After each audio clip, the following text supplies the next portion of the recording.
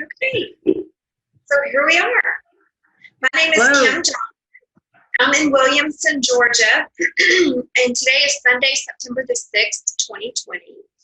I'm interviewing Susan Ahlbrand from Jasper, Indiana, for the oral history project entitled COVID-19 Teacher Poets Writing to Bridge the Distance, which will be archived by Oklahoma State University Oral History Research Program. So Susan, welcome. Welcome. Hello. Hi. Okay, Good to so see will you, you Kim. introduce yourself and tell us about how you became an educator and where and what you are doing now? Okay, well, as you said, I'm Susan Ahlbrand, and I teach 8th grade language arts in a fairly small town in southwestern Indiana called Jasper. I grew up in a family of educators. Both parents, 3 of my 4 grandparents were all teachers.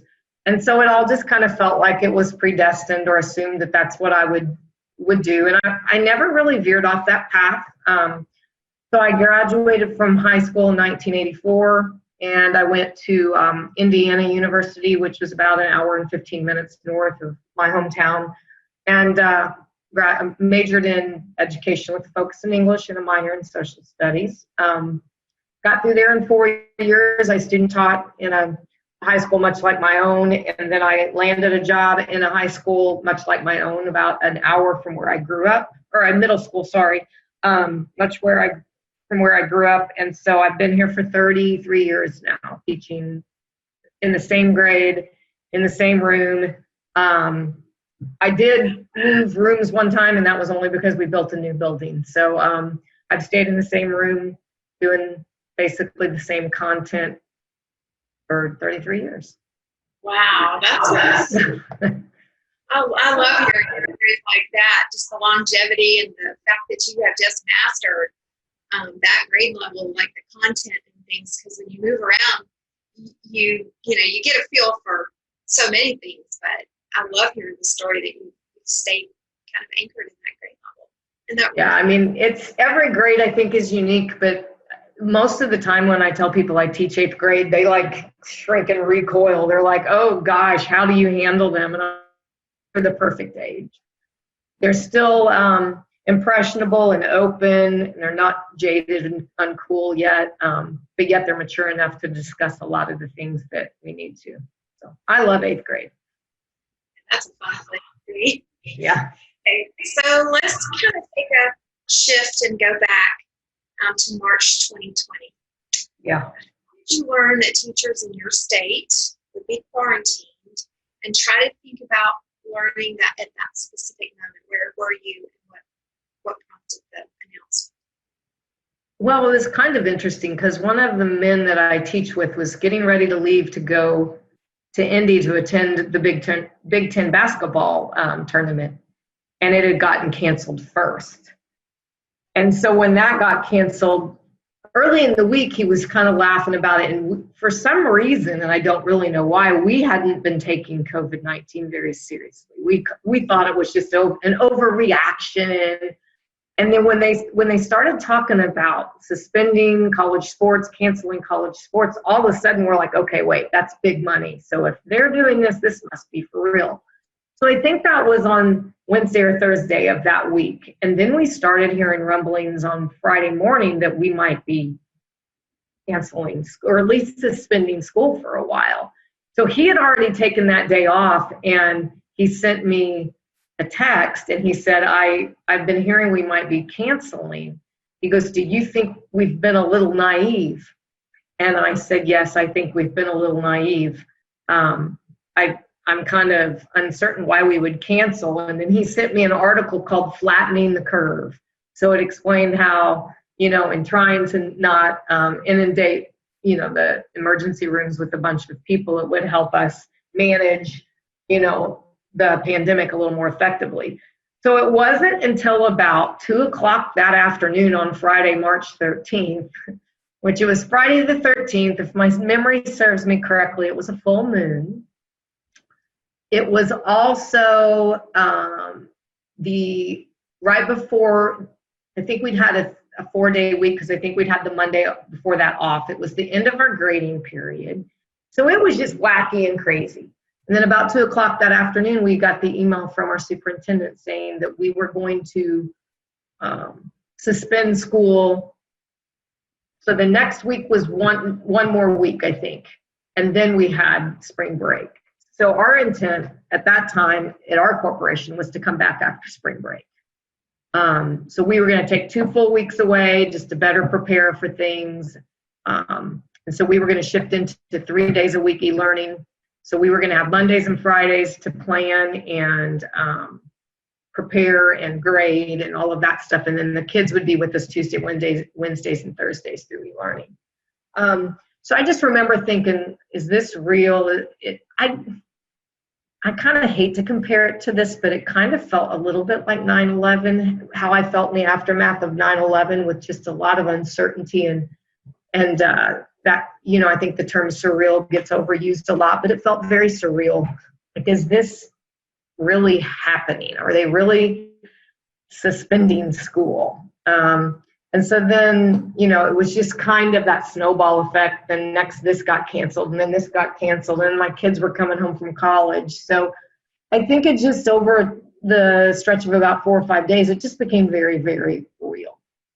So that's kind of how I found out and how we affected. I think the bigger day for me, though, not to hop ahead, I don't think, but was April 2nd, because April 2nd was when the governor announced that we would not be returning for the rest of the school year. So that, I think we all just maintained a whole lot of hope that we would just, you know, do e-learning for a little while, try to let this virus run its course for a few weeks and get better prepared in the hospitals, and then we would return to school. But when it got announced on April 2nd, it was a very big blow. And I think by then we all got a little emotional about it, because you couldn't hold out hope any longer that the school year would have any normalcy to it. So that was kind of where I was at that point.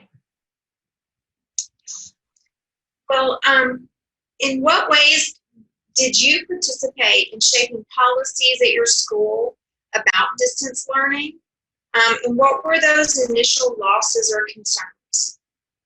Well, I am the department chair for English language arts in our school. So I'm part of our leadership team, but this blindsided everybody so much that I think our superintendent, and we're in a county where we have 4 school corporations. So I think all of those superintendents talked a lot and tried to come up with a little bit of a cohesive plan. We share some services. So, they didn't really have the time to really ask much. Now, later on, when things started to get a little more permanent and things morphed a little bit, we had a little bit, I had a little bit of a role in trying to discuss how things were going to be done. And then over the summer, when we were very uncertain about the return, then they kind of tapped into leadership teams a little more. The only real way that I had much to do with any kind of policy is with Accelerated Reader, the program that manages independent reading in our school.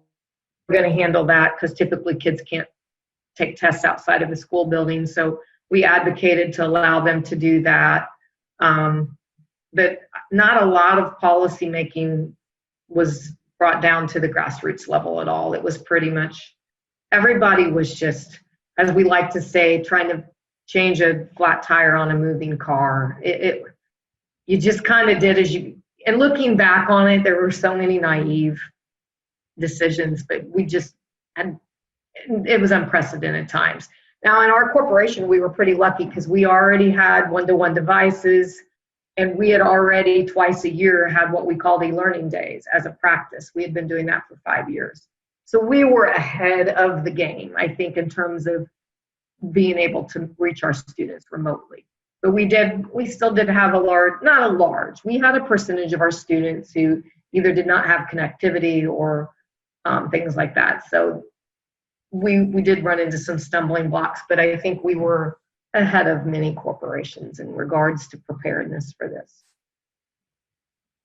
That's good. You were somewhat prepared for that, because I know a lot of small towns and rural places, it's not just a matter of not having connectivity or device, but also teachers who aren't prepared. So I'm glad that you all felt like even though you weren't ready, you were at least prepared for. Right. That's a good distinction between ready and prepared, because we had already used Canvas, a learning management system, for 5 years. So we were used to it. The kids were used to it. So, I was watching on Facebook and through our interaction with our poetry blog, or whatever you want to call it. I was listening to my fellow teachers lament trying to learn Canvas the same time they were trying to deliver instruction. So I felt very blessed that we already had experience with that. So we did have some preparation, but I love your distinction of ready versus prepared, because we still weren't ready.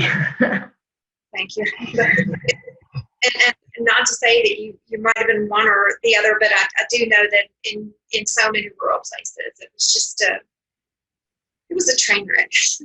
Yes. So I'm glad that your teachers felt adequately equipped to be able to carry out and continue to deliver instruction. So let's shift a little bit.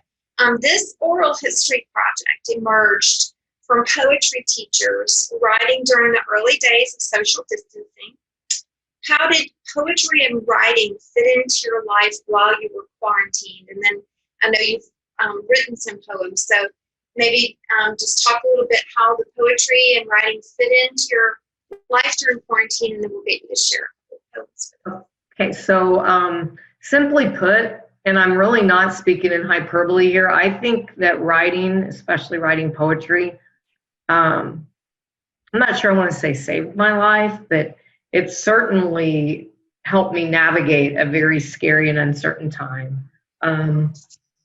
I had gone through some tough times about a year ago where I had a very out of the blue experience with anxiety that I'd never had in my whole life. And so I think I was very worried. I'd finally gotten a handle on it, and I think I was very worried that all the uncertainty of COVID-19 would kick me back into that anxiety swirl. So the poetry that I was able to be exposed to through Verse Love in the month of April, I think it saved me. I got up every morning, because those were normally posted 4 or 5 o'clock in the morning, and I couldn't wait to roll out of bed to see the prompt and to get going on it, to get my mind in a good place before I woke up to got really going with my students. And then interestingly, in turn, I valued it so much that I turned a lot of the same type of things to my students. Since April is National Poetry Month, then I was having them write and read poetry all of April too. And I think it really helped them, because we were also at the same time reading the Diary of Anne Frank. And so I think with them being able to see her in hiding, for a much different reason, I think it helped them to be able to tolerate quarantine a little better. But I think that just being able to have a community of people to write with and respond to, because honestly, I got more probably out of reading the other ladies, well, no, it was men too, the other people's poems and responding to them. I got more food for my soul from those than I did from writing my own. But and it was always helpful when someone would read mine and tell me that I was food for their soul. So it was just a very nurturing environment. And now as time has passed a little bit and I reflect on it, I just think how important writing was to process my emotions and share those with others in a safe space. And it was a living history. I mean, it captured that time just like Anne Frank's diary did. And that's what I kept repeatedly telling my students. We wouldn't know nearly as much about Jews hiding in the Holocaust had Anne not kept her diary. And someday the poems that they were writing and that we were writing were also going to be a history of this time period, and that they were living history right now. So I'm a big believer in letting your words preserve moments for you anyway. I still journal and write things down a lot. So I think it was very key that I think it was extremely serendipitous, I suppose, that Sarah had planned Verse Love for this time period, because was the perfect time to do this. I like your point about affirmation, the emotional affirmation, and just even the idea that you took that same model and stressed to your students the importance of primary source documents. And, this was a good timestamp. It preserved so much of what we were feeling, what we were doing, how we were reacting, what was going on in the world. And I love that this will be available so many years in the future when, you look back on, you have such slanted media on both sides of the fence, but at least the primary source writing is one that takes that slice of life from everyday people and just puts that in the mix to kind of give some perspective on why people were feeling the way they did. So we wrote some oral poems. One of the prompts was an oral poem. And would you mind sharing that with us? I would be happy to, but I got to tell you, Kim, you just gave me goosebumps because I struggle immensely with the extremity of social media and all media and the bias and slant. And so when you bring primary sources in here, someday people are going to look at primary sources and realize that that's where the truth was, and that just gave me goosebumps. So yeah. So when we wrote poetry in April, it was a couple weeks after things had settled in, but the poem that I'm going to share with you first was actually written the day after the shutdown. And it just so happened that we were doing a 5-day write then. It wasn't, the whole month of April. So 5 days a month, we would have different topics. And the lady who created this one wanted us to tap into the way words sounded, which is kind of my weakness. I'm more of a writer I'm very emotional with my poetry. And so for me to work in oral sounds was kind of challenging. So, but I like what I ended up with, okay, because it was about what I felt the morning after my school getting stripped from me, my second home. So this is the poem I wrote in reaction to that. And it was called Corona. So here it goes. Corona, it used to be a beer. Find your beach and a lime.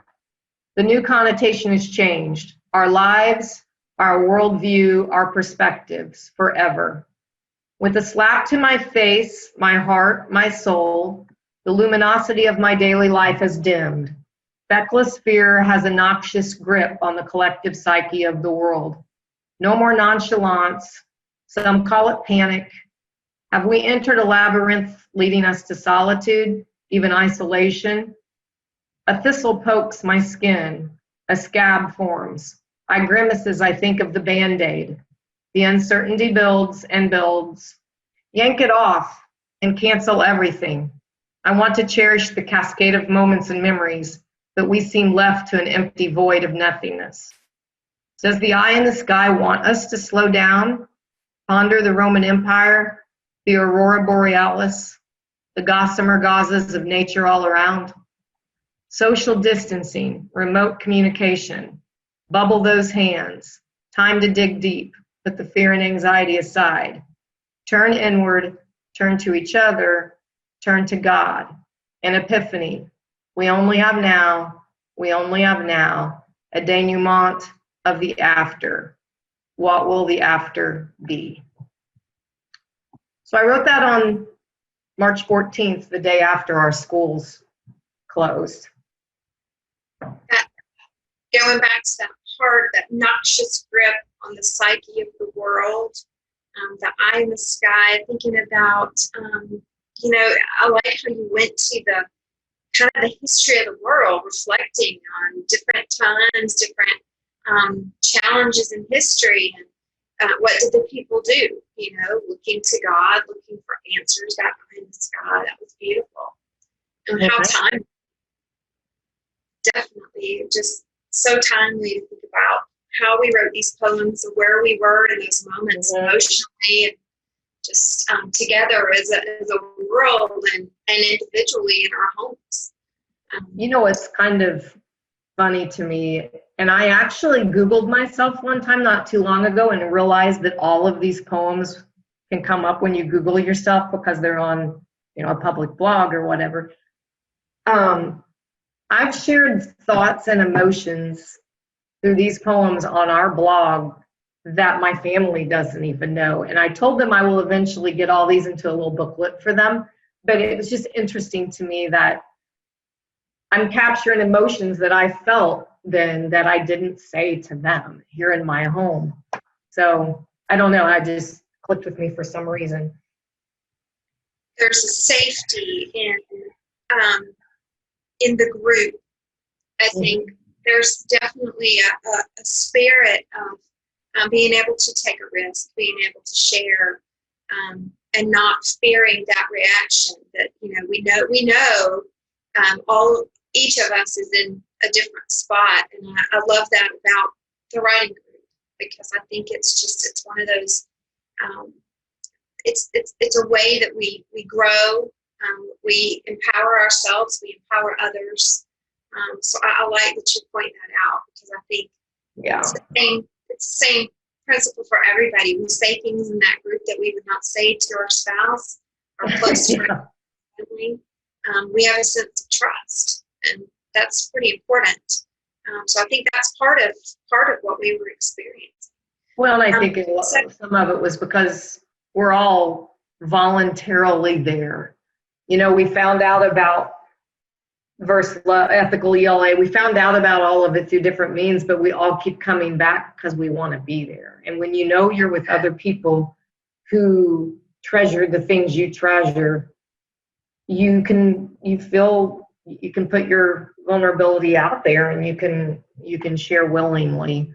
And there were times you can sense people's different religious feelings and political feelings through the poetry that they wrote, but I don't think, unless I'm wrong, I don't think there was ever a nasty exchange ever on our blog.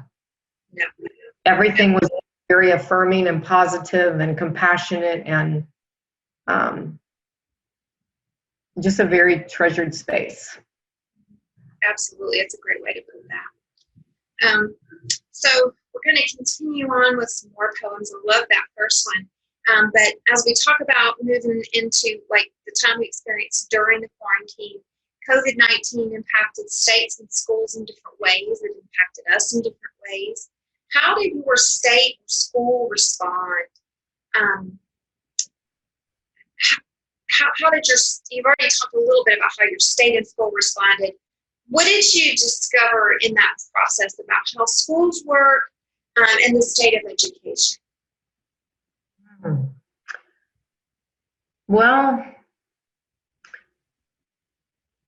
it's funny because in some ways I very much grew in admiration for school leaders, because I wouldn't want to be in their shoes making these decisions. And I felt like the summer gave them a time to gather their thoughts, but I really felt like the spring was just,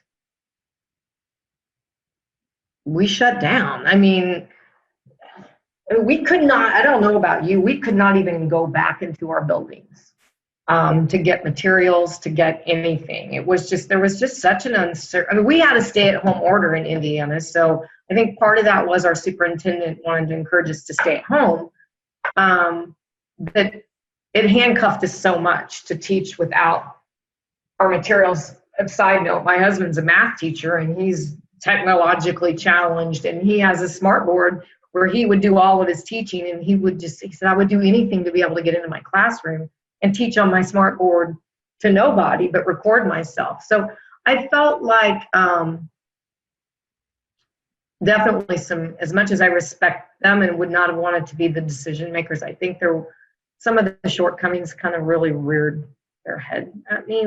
It just seems like we should have maybe been more prepared for something like this than what we were, but I don't know how we could have been. And I thought,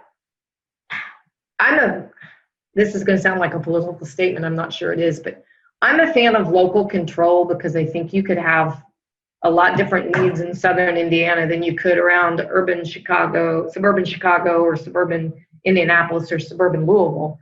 So I kind of wish they would have, in some cases, allowed each geographical area to make some of their own decisions, instead of so much got dictated from the state. But at the same time, they did the dictating, but not the equipping, if that makes sense. You're not going to go to school, but then they left it completely up to the school corporations to decide what that meant. So to me, that was a little frustrating. It's like, let us kind of either do what we think is best or give us a little more guidance. I didn't feel like, like we were in school Tuesday, Wednesday, Thursday.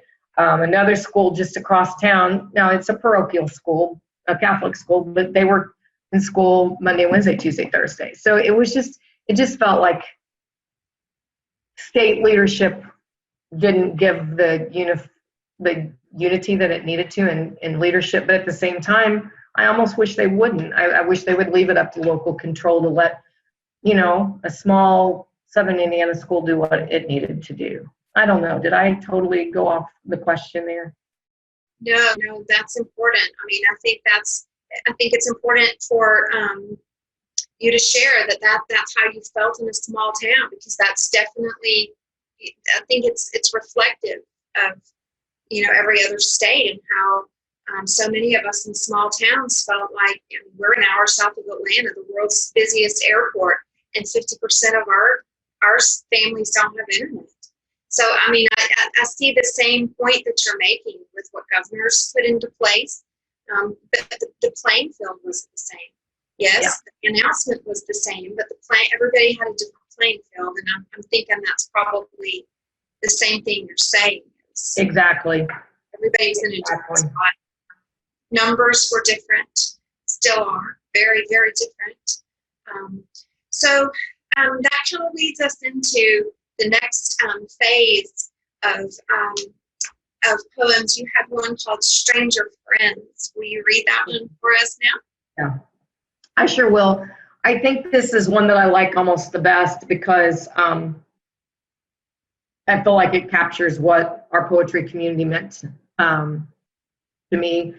And I think for me, it's key. I don't know if it is that you can't see the poem, but I blended Stranger Friends into all one word as like a new word, because even though we are strangers, I feel like you guys are my friends. So here's Stranger Friends. Alone in a full house, still in a chaotic day, haunted by the trickle of thought. I become inspired by a challenge, a mentor, an inspiration, by a stranger friend. I put aside the needy students. I steal attention away from the house full of kids. I ignore my husband of 25 years to prod my brain, my heart, my memories for a creation and response. Oddly, I open up to a room of strangers, sharing thoughts and feelings that I wouldn't share here in the home where I am sheltered in place. I am awed by the vulnerability others show, the raw sharing of abuse, the honest telling of fears, the open storytelling, the beautiful describing with stranger friends. I've often been skeptical of stories of people finding friends online, gaming, discussion boards, Tinder. Not anymore. The safe culture, cultivating creativity and sharing, the honest positive feedback, affirming, encouraging, complimenting from stranger friends. In these uncertain times, full of anxiety and instability, void of connection and activity, the one constant has been #VerseLove. Bringing comfort and wisdom and inspiration and confidence, this room has been cozier than being huddled up under a fuzzy blanket on a couch. I will forever be grateful for the godsend of stranger friends. And I wrote that on the last day, I think, of VerseLove. I love that word, the stranger friend.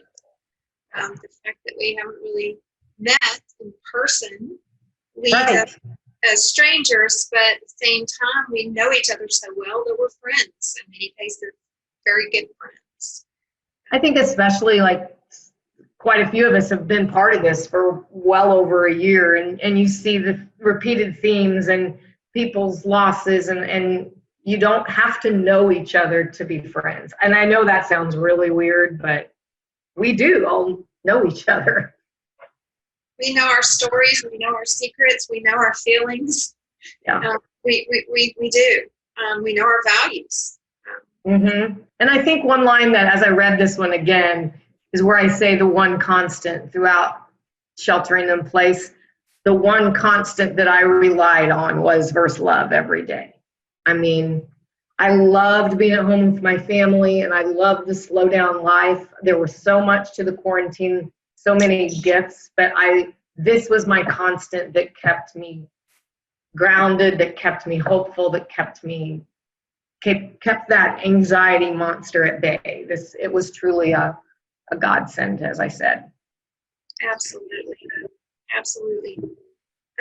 So many states remained in quarantine throughout the school year, the end of the school year.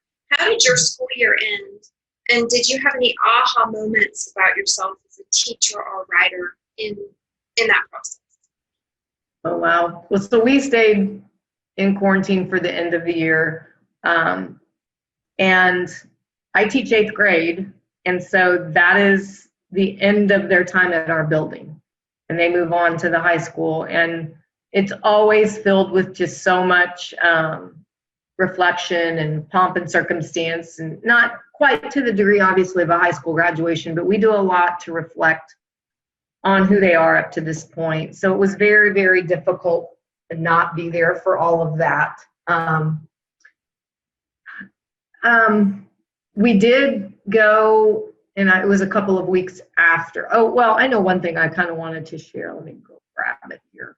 I sent out an email to my students the day that they announced the rest of the school year was going to be canceled in person, because I think every single one of us just held on to hope that we would return and be able to see each other. And I think as I wrote to them at 4:05 in the morning, because I just couldn't sleep, I realized how much being with them and the connection with them was my lifeblood. And I'm officially eligible to retire in December. And I know it convinced me how much I love my job and how much I want to be with them, and that it's the core of who I am. So I think that confirmed to me that I wasn't ready to retire. Until I got to this time right now, and this whole juggling e-learning with Zooming with, I may be changing my mind again, but I did realize how much I thrive on the connection with kids. For me, it's always been that connection more than the content. It just so happens that teaching English is a wonderful way to have both. But I think it just confirmed that to me, and it was weird to not be with them. But then a couple weeks after school was supposed to get released, we had kind of a virtual graduation where each kid prepared a slide of their picture, and then we give some awards, and we actually went to the houses. All of our staff went to the houses of the main award winners and gave them their awards. And that was one of the most incredible nights of my teaching career, to see those kids' faces light up at finally seeing the school, the teachers and the staff that they love. It was just very confirming that they wanted it and needed it as much as we did. And I think that was a good aha moment for me throughout the end of the school year, was how much kids missed learning in person and how much kids want to be in school. And I think they learned not to take school for granted too. I did have some kids reach out to me about 2 weeks into the quarantine, and they're like, Mrs. Ahlbrand, I don't want to be disrespectful, but you are giving us a lot more work than any other teacher. And I said, well, guys, here's the deal. First of all, it's our Holocaust unit, which I think is very valuable, and I want you to learn this stuff. So that's one reason. But second of all, I want you guys to learn that just because tough times have hit us, we can't just fold. I want you to continue to work hard. I want you to continue to challenge yourselves. I want you to continue to be exposed to rigorous content. And I think when I said that, they were kind of like, oh, okay, yeah, we don't just need to cave in and sleep all day. And so that was kind of an aha moment too. I think kids are a lot smarter and more intuitive than we give them credit for. So I think I had that aha moment that you have to, if we think it's important to keep plugging along, then we need to expect them to keep plugging along. And in all honesty, though, Kim, I think it was me trying to keep plugging along. It was me. If I didn't have them do much, then I didn't have much to do, so I was constantly having them write so I could constantly read their writing. And as I told my husband, who wasn't doing nearly as much, I said, I'm trying to stay in my lane, honey. I'm trying to stay in my lane, because I felt like the more normal I kept life when it was so abnormal, the better off I would be too. So I felt like it was important for the kids to have normalcy and me too. So it was kind of interesting. I didn't mention this, but my husband, who's a teacher, he was teaching from our house. Our oldest daughter had just started her teaching career in December. She was teaching from our house. We had a high school student teaching from our house and 2 college students learning from our house, and then 2 college students learning from our house. So it was an interesting environment in this little house. But I wanted to stay as normal as I could, and I tried to make that happen. I kind of went off on a tangent there, but that was my aha moment. I think I strived very much for normalcy during a very abnormal time. I'm just curious. I mean, I want to ask a follow-up question on that. So everybody had devices, and everybody was sharing internet. Did you all have to share devices for internet to make that work, or was it working seamlessly for you? We never had any kind of internet lag or shutdown or anything. Now, I tended to work a heck of a lot earlier in the morning than anybody else did. We didn't purposely stagger it, but it kind of naturally worked that way. Our one college-age son, he actually got a job and worked during the day. So he did most of his work at night. So no, we never had any kind of lag. Can you imagine if we would have had an internet snag with all 6 of us? It was interesting. One of the biggest kind of giggles we would get is my husband, we call him Graber. I don't know if you guys have Amish people in your area, but Graber is one of the common Amish names because he's so anti-technology. So we were all 5 of us here and there were trying to urge him to do this, and why don't you try this, and what if you do this? And he was just having none of it. He's like, I'm not doing it. I'm not doing it. I'm like, your students miss you. Go Zoom with them. They want to see your face. But no, it was definitely interesting. I would try to go out on our back patio as often as I could just to get some fresh air and to have because the only time it did become a little bit of a glitch is if you were Zooming or doing a recording and you didn't want any background noise. You might have to isolate yourself. I would Zoom at times and I would go in and for some reason, I felt a little odd being in our bedroom and on our bed with students being Zoomed in, but I would go there for privacy. And then I would have a boy at his house, shirtless, and I'm like, oh, Lord. So now we definitely put out some expectations this year that you needed to be clothed. He's just a young teenage boy, but it was just like, dude, why don't you have a shirt on? So no, we never really ran into any big glitches, but I think we're going to look back and really laugh at our days together here and how we were all in such different stages. But boy, I sure do feel sorry for the teacher moms who had small kids who were trying to navigate their learning while they were teaching. I don't know if that was your case. I was lucky. Our youngest is 17, so I was kind of lucky to not have to be teaching kids while I was managing a classroom. Yeah, that would be a challenge if that were the case. I definitely feel the anxiety for those teacher moms. But you mentioned about looking back, which is a good segue into another one of your poems called "The Other Side of Now." You want to share that one with us? Sure. Let's find The Other Side of Now. Which one is that? Okay. So I don't like to rhyme. I'm not a very good rhyming poet, but I think we were supposed to rhyme for this one, it was April 11th. So forgive me for some of the poor rhyme, and it is kind of long, but it's called The Other Side of Now. So this is about almost a month into the COVID slowdown. So it says, the slowdown that came with COVID-19 was a much needed respite, if you know what I mean. The cause and the reason, to avoid death and avoid the spike, We're not positive, but the outcomes are things that I like. At home with my family, hanging out and having fun instead of in the car and constantly on the run. We play games and play cards and cook meals together. We all go outside to simply enjoy the nice weather. I'm a teacher, so I'm still working and making some money. For those who are not, this work stoppage is not funny. All day I sit at the table staring hard at a screen, hoping to still reach each student, each confused, antsy teen.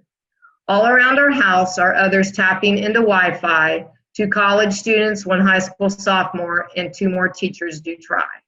We're all trying to grab normal to move forward in school while trying out every kind of new technological tool. My husband is the designated shopper because he hates to stay down. Each day he finds a reason to journey out into town. We've cooked more at home this month than all the previous years, and those of us over 21 have tried all sorts of new beers. Daily schedules are wonky, interaction is low. We try to wear face masks wherever we go. Sweatpants and no makeup have become quite the norm. Closer bonds with our families we've tried hard to form. Jigsaw puzzles we've worked and games of euchre we've played. I know we will look back on the memories we've made. These times have been scary, the sacrifices have been great, but it will all be worth it, of that one can't debate. We'll flatten the curve, we'll keep a number from dying, all the while trying to figure out when the politicians are lying. On the other side, when we're back to normal, we'll see we were given the chance to become new yous and new me's. What really matters is certain to shift. Back into the chaos, I'm sure many will drift. But this is our chance, after we had no chance but to stop, to reclaim a life that leaves us feeling on top. Should we keep going and going some more? Should we keep competing with others, trying to keep score? Should we sit on the bleachers at ballparks on Sunday? Should we walk right on by neighbors with nothing to say? No, we should slow down and live life at our own pace. We should worry about us and not others to race. We should keep the Sabbath holy and spend time with our clan. We should visit with others and make that our main plan. Corona forced us to slow down. Billions of dollars have been lost, but we can use this as a time to find things that don't cost. Find things that do matter, make us smile and feel loved, to help those around us, and praise God from up above. On the other side of this thing, whenever that comes, don't go back to normal, don't return to being bums. Hold on to the good from this time we've lived through and come out as a much better version of you. So I wrote that on April 11th. Absolutely love that poem. I'm with you, especially where it says the teacher, so I'm still working and making some money. For those who are not, this work stoppage is not funny. I've thought so many times about folks who were in that spot who didn't have a paycheck coming because they weren't on a contract. But I love the kind of the silver lining of all this. We had no choice but to stop, and it gives us a chance to redefine a new way of living and kind of get out of the rat race. Just stop the world for a minute and let's figure out, what is this that we're doing? What are we doing? Yeah. I'm glad I read this again today, because it's like, ooh, how much have I slid back into that old normal, and I want this new normal. So I might print this off and hang it somewhere so I can remember that this is the positive that came out of Corona. But I also am not naive enough to know that a lot of lives have been lost and people are hurting financially. So I'm not trying to ignore those difficult truths, but I think this was my way of trying to look at the positives, because if you don't find the positives, then it really is a very discouraging time. Absolutely. I love that your family plays euchre. We don't have many players down here, but in my first marriage, that was one of the things that I learned was how to play euchre, because that was what we did on Sundays after church. Everybody played dinner. It's funny because there's a local game around here called Cinch, and I never knew how to play it until I moved here. but actually most people here prefer cinch more, and since I'm better at euchre, we usually ended up playing euchre instead of cinch. But I just the time with our family, I mean, everybody's family is a little different, but we had 4 kids that were very active and everything from athletics to band, and you know how that takes you going a million different places all the time. And it was probably about 10 years ago, my son was playing in a travel baseball tourney on a weekend, and I pulled in, I mean, I'm Catholic, so I have the benefit of, you've got Saturday evening mass and usually 2 Sunday masses. But I pulled into a ballpark at a 9:30 on a Sunday morning, and I was just hit by all these people at this ballpark were worshiping their son. And I was like, have you been to church? Are you putting a 9-year-old at the center of your world a little too much?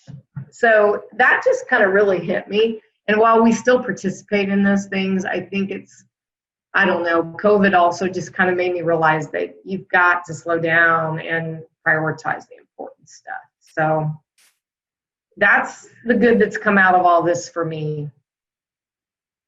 And, you know, we had a kid not be able to get his license, and a daughter turned 21 and not be able to, you know, celebrate adequately.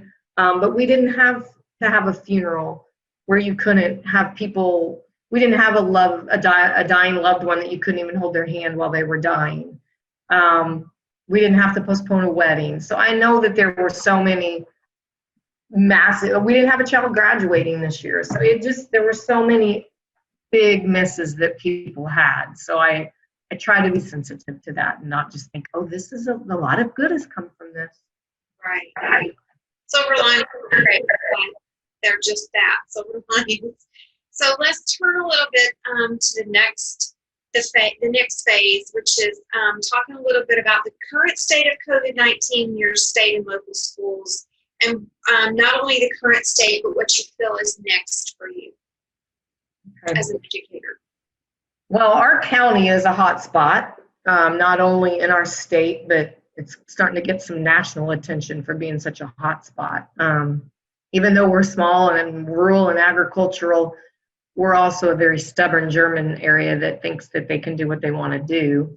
But we're in school face to face. We've not had a lot of positives within the school community, and very few, you know, illnesses that have required hospitalization or anything. We've had quite a few students. So when we resumed school, we gave the students an offer of online schooling, which is called COVID Academy, which actually gets administered by a third party. They're still our students. And we have staff that monitors their progress. But they are kind of, so they're at home. And then we have students, so we have this big long protocol. So if you're a close contact or if you have any symptoms, you go home, but then we have to Zoom them in. So each day, each period, we have to look at who's not there. We have to look and see if they're part of the COVID protocol. If they are, then we start Zooming like you and I are. And then our classrooms and our schools have just so many necessary policies and procedure changes. But like, I kind of laughed to my principal that basically we've thrown out all best practice, because my classroom was always very, you know, I would bring something up, they'd turn and talk, they'd get in small groups, they would do that. And now they're 6 feet apart, which we can't get them 6 feet apart. So I'm kidding there, but they're 3 feet apart and they have on masks. They're not supposed to touch, no shared supplies. So it's just a different environment. And I think that's the way it's going to be. Not all of Indiana, there's a lot of Indiana that's online and doing e-learning. If we would get to I think a 20% absentee rate, we will go to status red, which would put us at home. But this year, the teachers will be expected to be at school, which I think, A, that gives us access to all of our materials. But B, I think it helps with accountability. I mean, I think we had some teachers who busted their tails, and I think we had some teachers who checked out. But I also then worry about what are you going to do with the moms who are going to have to secure daycare and so forth. So if we would reach that, and I kind of fear we'll reach it more due to staff illness than we will to student illness. We have a lot of our teachers who are very uncertain about being there, and we have some vulnerable cases. So I worry about that, but I kind of, when we said we were going back, I thought we'll be here till Labor Day, and then we'll just have spikes galore. And while our numbers are definitely going up in our community, our student numbers, I think we had like 15 kids out last week. But if they Zoom in, they don't count as absent because they're doing the work. And so our attendance is able to stay manageable. As far as the future is concerned, it's going to be interesting to me because I don't know when I see the end. I don't know that there is an end in sight. I don't know that all of a sudden, even when a vaccine gets developed, I'm not sure we're just all of a sudden going to say, okay, the times of COVID are behind us now. But I'm going to be curious to see what of protocol we keep. Even today when I was at Mass and I watched the server bring everything over on a tray, and I just, some things to me are almost like, wow, why didn't we do that before? There are just certain aspects of life that you're like, I'm surprised we ever allowed that. I was never a big technological teacher, but now I have every bit of all of my instruction embedded into Canvas. I think it's good for the kids that are absent to be able to go dive right into what they missed. But I'm also worried that especially the population that probably needs to be in school may start advocating and demanding for, well, homeschooled but through the school. I'm going to stay at home, but I want you to provide the learning. And I just still think school is just such a key thing for socialization for kids and exchange of ideas. And, I can put all my content on Canvas, but I can't simulate the dialogue we have about a poem. And you can't record all that necessarily. So I'm a little worried about what the future outcomes for education will be, especially even my college-age kids. One of them has one class in person, and the rest are online, and the other one has 0 classes in person. So I'm a little concerned about what this is going to mean for education. Just because, as I said earlier, my aha moment was how much I want the connection. And I don't know that connection happens online, but I think I'm being a little bit of a hypocrite because I said our poetry group gave us connection. So I'm kind of speaking out of both sides of my mouth, aren't I? Well,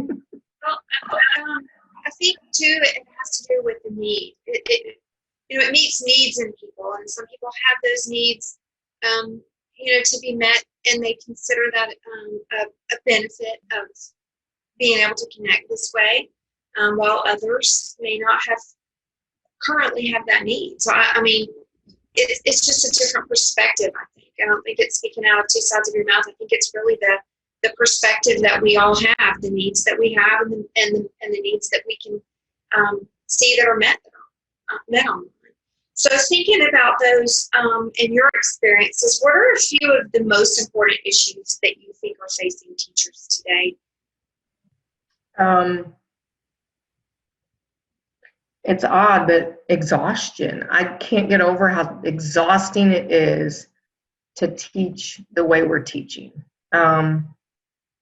It's just exhausting. The start of the year is always tiring because everything's new and that you've got adrenaline rushes, but just to constantly be on the, live and on for your students, but then also be constantly aware of, okay, Zoom kid, can you hear? Can you see? Oh, but we don't want the kid, the other kids to see you.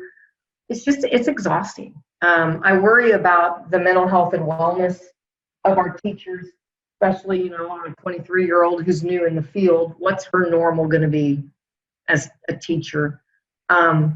The girl across the hall from me Friday said, "I've never felt more powerful or more powerless at the same time." And what she meant was, I think we could fall asleep in our classrooms right now and still have a job, because nobody wants to do this right now. We can't get teachers, we can't get subs. It's a demanding job.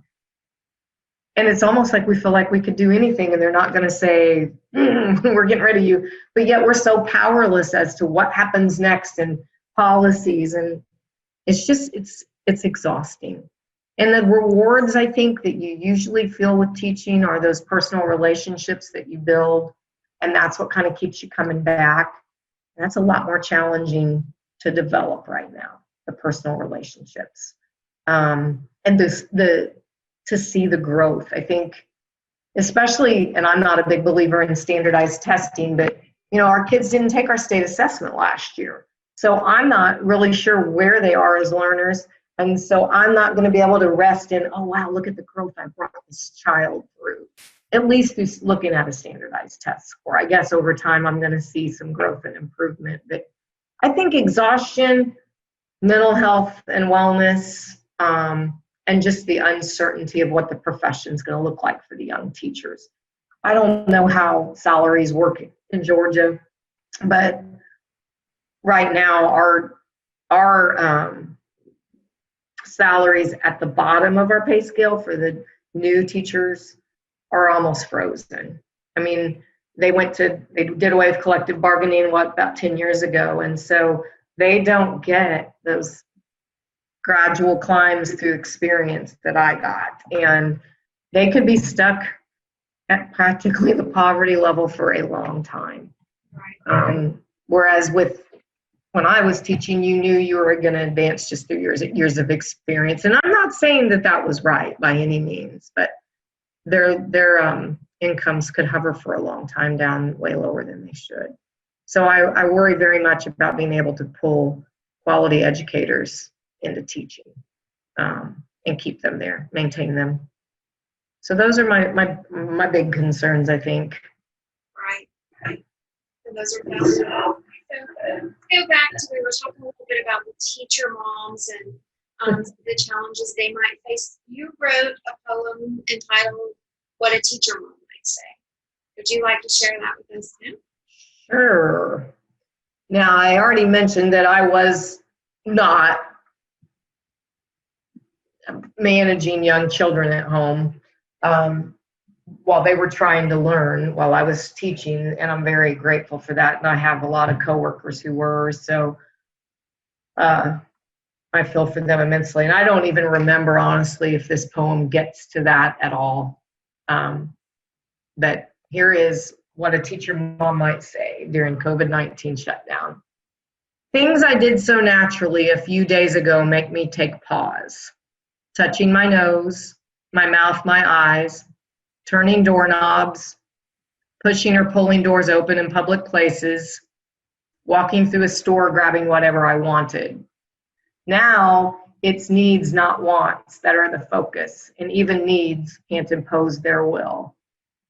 As cheated as we feel about missed experiences, as confined as we feel about being encouraged to hunker down at home, at the root of those emotions and the fear that hangs over them like a drape, we know these changes are vital, or at least with each passing hour, we are sobered by reality. We needed to slow down. We needed to quit cramming our calendars with activities. We needed to stop pushing our students to learn more, and to move beyond things that they were developmentally prepared for. We needed to bring God, faith, church, community, fellowship, concern for others back into the center of self. We needed to be reminded that home is a haven, that we don't need to go all the time. We needed to cherish our country and our wondrous sights and not constantly yearn to travel abroad.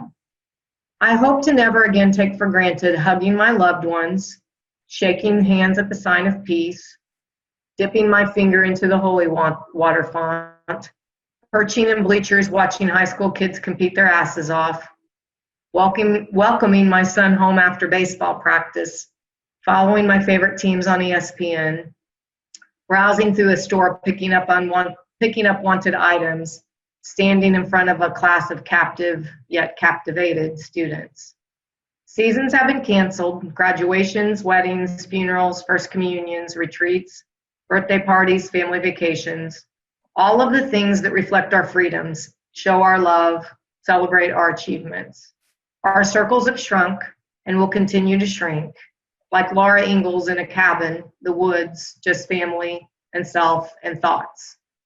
We have to embrace this drastic shift, play board games, play cards, read books, watch movies, enjoy home cooking, knit, cross-stitch, work jigsaw puzzles. In a time of social distancing, we have the chance to connect, to grow more intimate. Oh, the irony. Distancing draws us closer. So I wrote that on March 16th, so that was pretty soon after the quarantine started. So it has a lot of the similar themes as that other poem that I did, but a little bit of a different slant. I don't know why I called it What a Teacher Mom Might Say. Well, it's definitely, it leads into this last question, which is, what needs to change and how would you like the public to remember COVID-19 with regard to education? Your poem in that section where it talked about we needed to slow down, we needed to quit cramming our calendars with activities, we needed to stop pushing our students to learn more and more and more, move beyond things that they were developmentally prepared for. We needed this, we needed that. You spoke to what we all need. Is there anything else that you can think of that you would like the public to remember about COVID-19 with regard to education? I think like all times of crisis, COVID-19 revealed the best of us and the worst of us, and I think we need to look hard at what the worst of us was and figure out how to transfer it over to the other column. And I think we need to remember what good things we became during COVID-19 and try to maintain those and not slip back down the slope. I think we have to continue to take a very hard look at a lot of our educational practices and try to shine a light on, and I don't deal with this here as much as many areas, but we do some, in terms of economics and the equity that, some students don't have Wi-Fi or devices, and education, if it's going to go more and more technological, we're going to broaden the divide between our haves and have-nots. Our food insecure children who, that just makes me think of the whole different thing of probably the things that we missed the most during the COVID-19 shutdown in schools were things that maybe the school shouldn't be doing anyway. Providing food for our kids, providing wellness checks for our kids, a social worker, a law enforcement interaction. I think schools have taken on too big of a role, and this sounds preachy, but where are parents, where's the family, and where are our societal supports to allow families to have what they need to be successful instead of thrusting some of those things onto the schools. So I just shifted gears on you, but I do think like our school, we provide breakfast and lunch, and we also have an organization that provides weekend meals and summer meals. And I'm not saying that shouldn't be our role, but if we've got families that can't provide for their children, then where's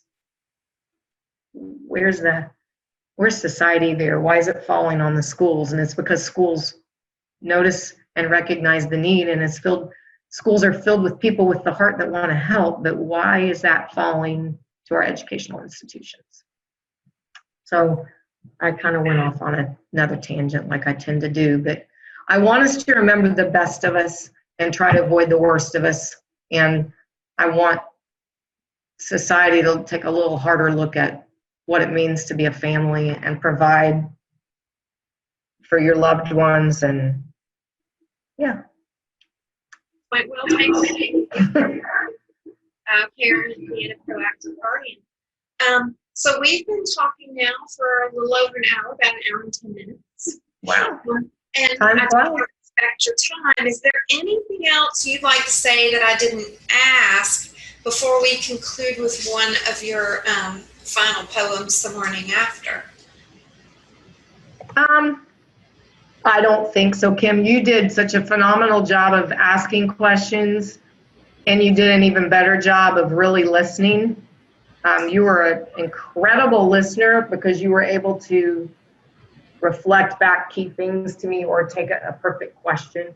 And not everybody can do that. I'm not always real good at that. I get caught up in listening and I forget what I might want to ask, and you did a wonderful job. So I don't think there's been anything uncovered. I just think that this is so exciting to me that we are getting a chance to be a part of recording some of this very important part of our history.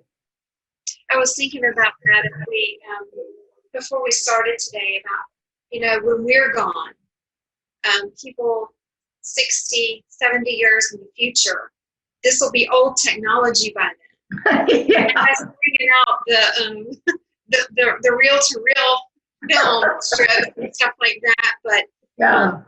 These moments will still be accessible. And if we do move beyond this pandemic and then another one comes up, we're looking now back at people who lived during the Spanish flu, and this will be the future's version of our version of the Spanish flu, and how important it is that we do what Anne Frank did. We talk about those moments, and we talk about where we're living and what our challenges are, and I just appreciate the time so much. But there's one last poem that you talked about a little bit earlier called The Morning After. Do you want to kind of share that in conclusion? Sure. This one was towards the end of the Verse Love Month on April 28th, and I think we were instructed to write about the morning after something really important in our lives. So I had brainstormed whether I wanted to deal with the morning after each of our kids was born, or my parents' death, or more fun things like when my son went to the Babe Ruth World Series. But I went with the morning after, and I'm just going to read it because it's kind of like when, okay, this isn't fun anymore. Not that it was fun, but I think I was being fueled by adrenaline and the newness and the unfamiliarity, and then all of a sudden, oh, here we are. So this is the morning after. I woke up one morning about 6 weeks in, and as in all things, the newness had worn off. The fear and uncertainty of the stay-at-home order usurped by complacence and comfort. The scattered, unsettled feelings of teaching remotely replaced by confidence and routine. The frustration of staring at a screen offset by the absence of disrupted students. The wistful longing for evening activities overrun by the appreciation of home being the default. Right now, my life is not in danger. Neither are the lives of any of my loved ones. Right now, my job is not in peril, nor are the jobs of any of my loved ones. So it's easy for me to concern myself with my daily rhythm. Our new normal, our new rhythm, shines a light on many things we were missing out on that we didn't realize.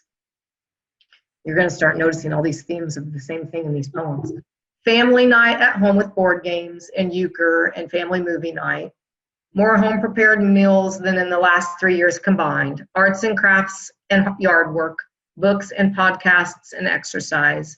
Daily mass online and regular time for prayer. Yoga and time for soul searching.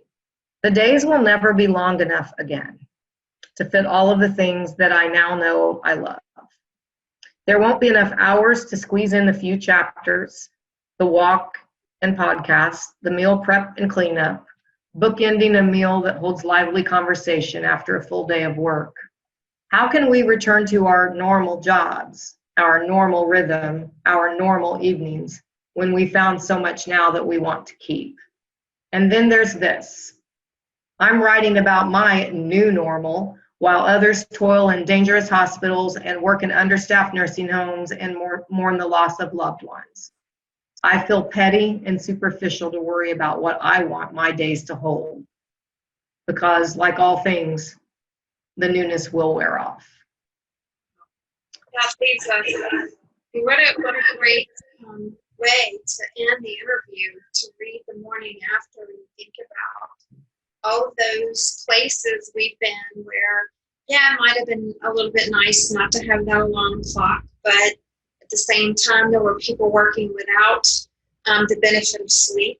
I love how you mentioned in here, I got the words reacted or complacence and daily rhythm made me think about in a world of how can we be ambitious when we're merely trying our best to be reactive.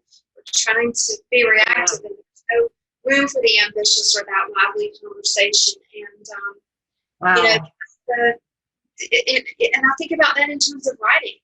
You know, I had a nightmare recently. I tried to take melatonin because it's supposed to be part of this COVID cocktail, and I had this terrible, awful nightmare.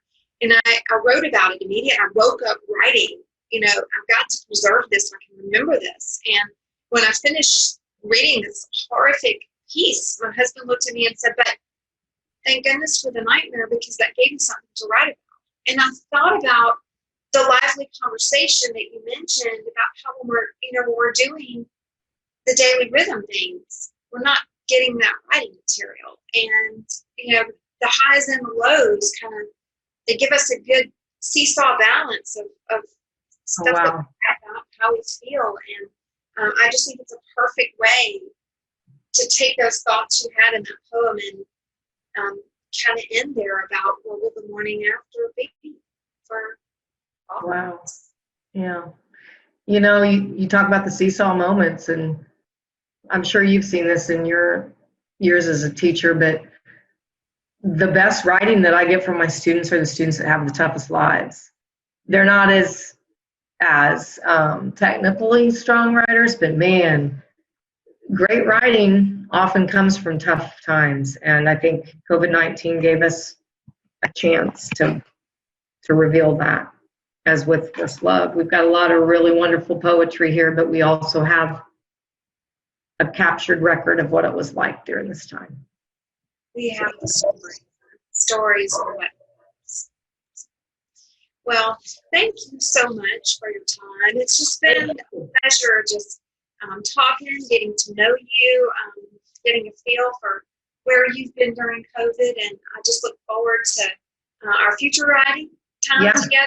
And thank you for being part of the Oral History Project. Well, thank you so much, Kim. It's been a pleasure getting interviewed by you. Oh, thank you. Okay.